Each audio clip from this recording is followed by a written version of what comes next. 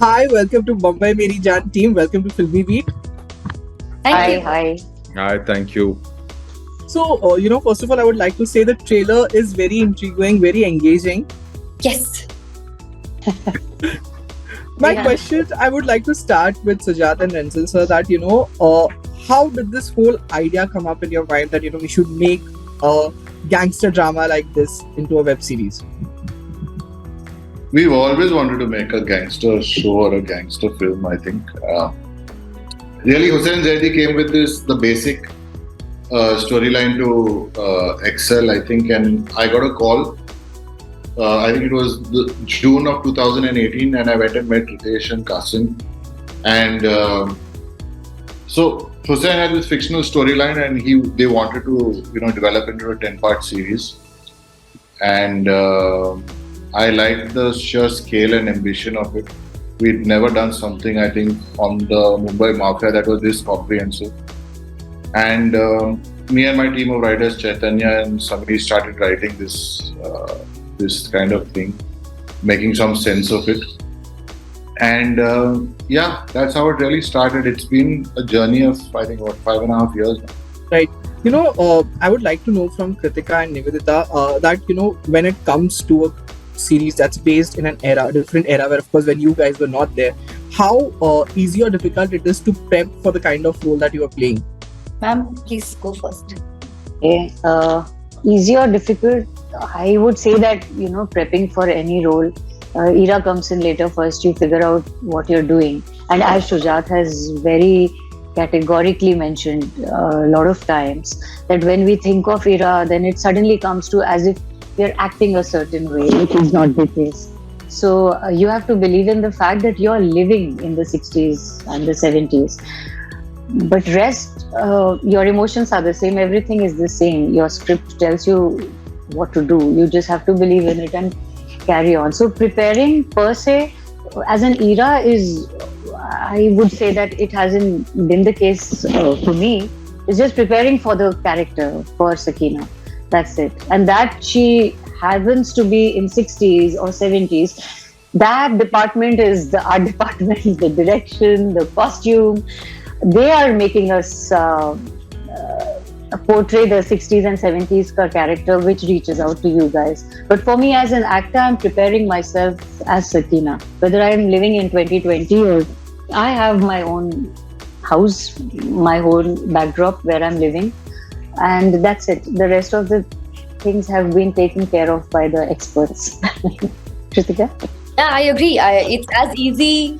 It's easy when you're in good hands. When you're with makers like, when you have Prime Video, when you have an Excel, when you have these people backing a project like this, and then you have Renzel sir, who's done a brilliant job with the script, and then Shujat sir, who really made that world for us, who created that world. And also, like, his belief, his commitment is infectious. So it actually comes from the director. You see him believing in you as the character, and then physically the set, like ma'am said, the set, the production design, our costumes, makeup, everything would just really help us to transport into that era, that world that we have no idea about. I mean, we're not from Mumbai, and obviously don't know how it was in the 60s and 70s. Our reference was only films that have been made about this period. But what helped was that the detailing around us was so good that we just had to pay attention to being those people, those characters truthfully. Right. My next question would be to Sujat and Renzel again that, a lot of comments on YouTube have been saying that this looks like an extended version of Once Upon a Time in Mumbai Dobara. Once Upon a Time in Mumbai, sorry, the first part. What do you have to say about this comparison? I hope all those doubts will be put to rest once you see the film. That was exactly my reference, that what it should not be.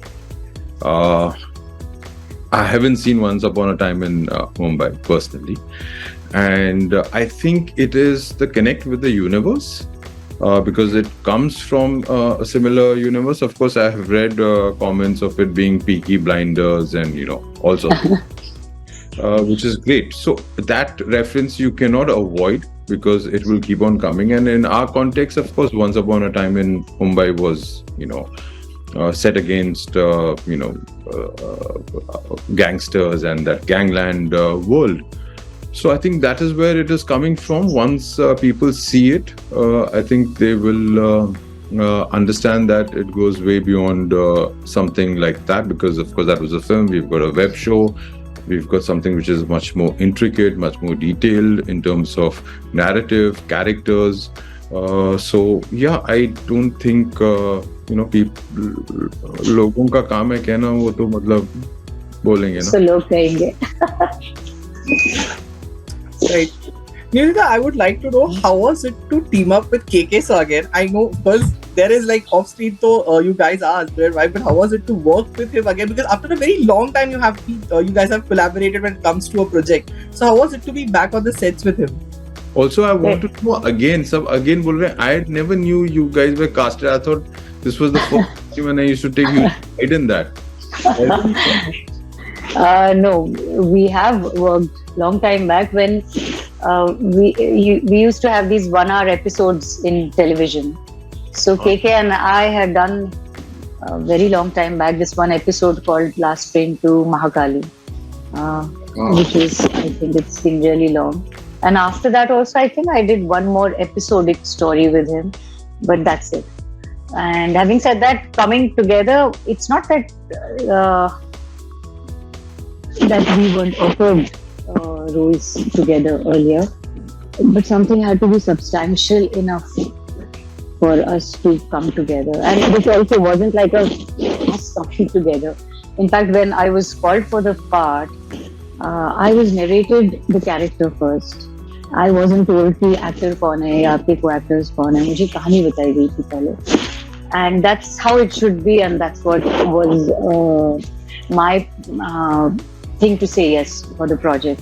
And then it happened to be KK and this whole awesome team and everyone together is like, what do I say? I in fact have no words. So fantastic would be a great word. And how was it to team with him? Was great. It was really great. As I mentioned earlier, to have someone who is so invested in the story, not only in his part, but in the larger picture, it's always a bonus. So it was great. Right. Kritika, you have been doing some amazing work on OTT. I would say that in the past few years, be it Hush Hush or Shikharvati as well. Now, when you are a part of a project, I'm telling you, because I have this habit that whenever I come for an interview, I go and check out comments on social media and YouTube and everything. There have been people saying that, Kritika is this, of course, we have a lot of expectations. Does that put up a pressure on you now whenever you sign up a project? Now, if you put it like that, no, I mean, I'm happy that the fact that I've chosen these diverse roles is being noticed. The fact that you acknowledge, you notice that there is a conscious effort to like do different kind of things and to, discover what I'm good at, what I'm not, make mistakes, learn from them. That's been the idea. So if that's getting recognized, that's great. But in terms of pressure, I don't think you can really like take yourself. So it's not really about you. You can't take yourself this seriously, or you can't be like, I have to. You obviously want to become better. That self-improvement is a completely different quest. But when you approach a new project, it's just about fitting into the big, larger picture. And this is a collaborative effort. So every project, every team, everything requires you to bring in, your all. And at the same time, forgetting what you've done before and what's to come later. So I like to, it's tough for me, but I like to live in the moment. Right.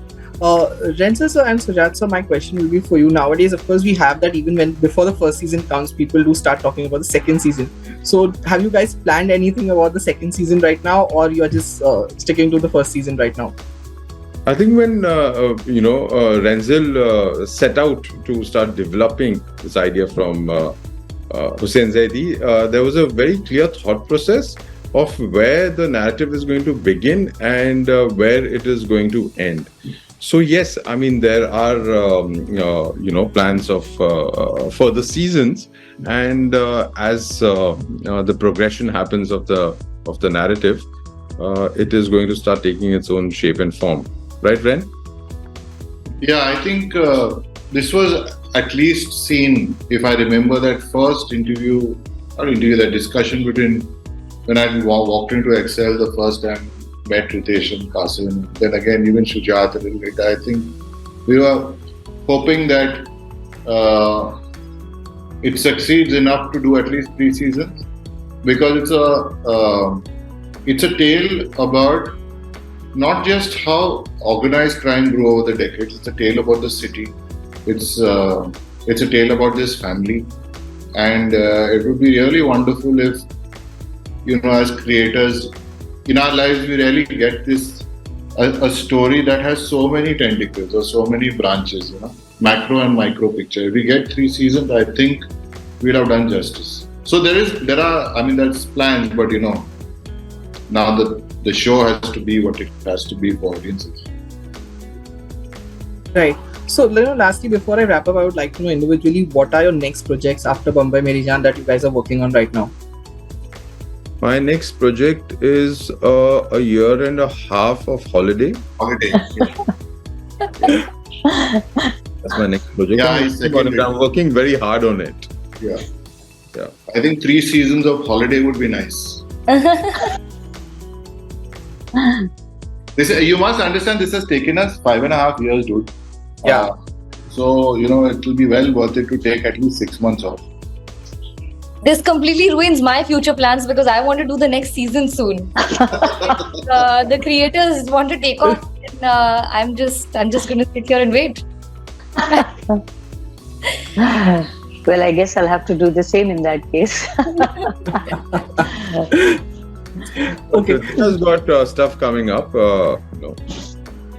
I've finished shooting for 2 things that will come out. I think one of them will come out end of the year.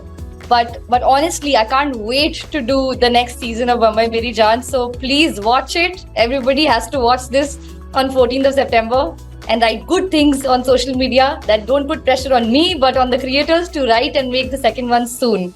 Can't wait for it. Inshallah. I have a couple of projects, but maybe we'll talk about it when it's time. Right. So, Sujat, I just want to ask you this last question now that I know that Rock On 2, which was your directorial, didn't that great well at the box office and stuff. But now, once again, the seasons of, I would say, sequels are going on. Would you like to plan and try out a Rock On 3? I really don't think so. I mean, it all depends on, not specifically to do with the Rock On franchise, so to speak, but at the end of the day, we need to have a story to tell and a story that we believe in, right? It needs to make complete sense, in terms of believability, whether it lends itself progressively. Right now, of course, we've not even, it hasn't even crossed our minds, or right now we are not focusing on Rock On. I think it's had a great run, the first part. It's done fantastically well. It's got great music, and it gave life to so many actors, and Gattu as well as the director, Bali the writer. So I think it's had its life, and you never know what happens in the future. Right. So thank you so much, everyone, for being with us, and all the best for Bambai Meri Jaan. Thank you. Thank you, Murtaza. Thank you, Murtaza. Bye. Take care.